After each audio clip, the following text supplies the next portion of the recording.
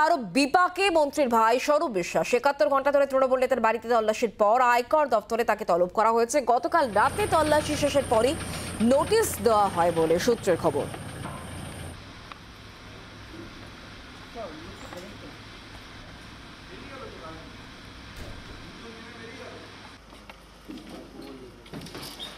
সেটা হচ্ছে যে এটা সম্পূর্ণভাবে সবাই বোঝা যাচ্ছে না, রাজনৈতিক উদ্দেশ্য প্রণীতভাবে যারা আমরা তৃণমূল কংগ্রেস করি তাদের সবার বাড়ি বাড়িতে অ্যাটাক করা হচ্ছে, তাদের রাজনৈতিকভাবে আমাদের দুর্বল করে দেওয়া যায়।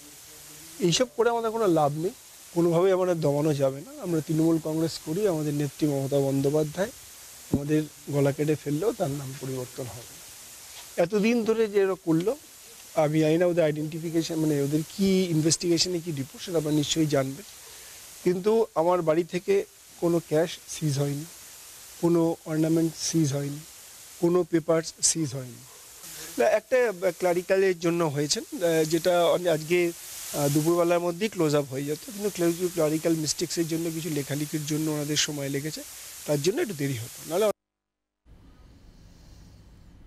আর এই ঘটনার পরিপ্রেক্ষিতে কংগ্রেসের তরফ থেকে অধীর রঞ্জন চৌধুরী তার প্রতিক্রিয়া কি, মামেদের তরফ থেকে বিমান বসু তিনি কি বলেছেন, এবং পাল্টা কুণাল ঘোষ তৃণমূল কংগ্রেস নেতার বক্তব্য কি শোনাবো পরপর।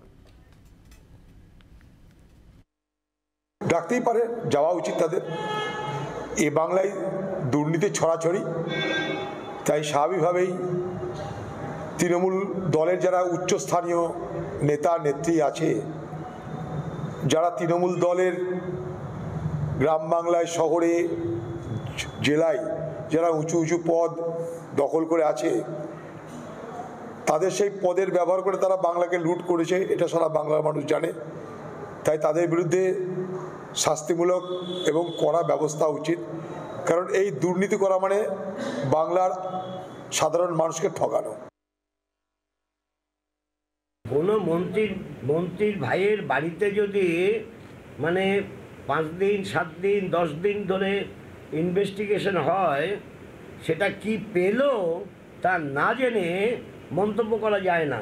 কিন্তু একটা মন্তব্য করা যায় যে এত রেইড হচ্ছে কেন, তাহলে ক্যা ডাল মে কুছ কালা হয়।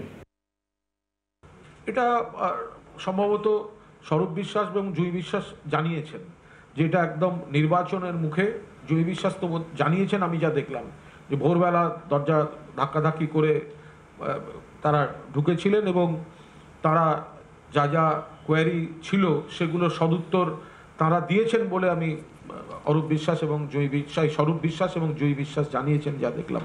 ফলে স্বরূপ এবং জুঁই এ ব্যাপারে তারা তাদের বক্তব্য রাখছেন, তারা জানিয়েছেন। আর বাকিটা ভোটের আগে আমাদের সংগঠকদের ব্যস্ত রাখার জন্য সেই জায়গায় কেন্দ্রীয় এজেন্সিকে অপব্যবহার, এটা তো চলতেই থাকছে। বাংলার আওয়াজ, বাঙালির আবেগ, জি 24 ঘন্টা।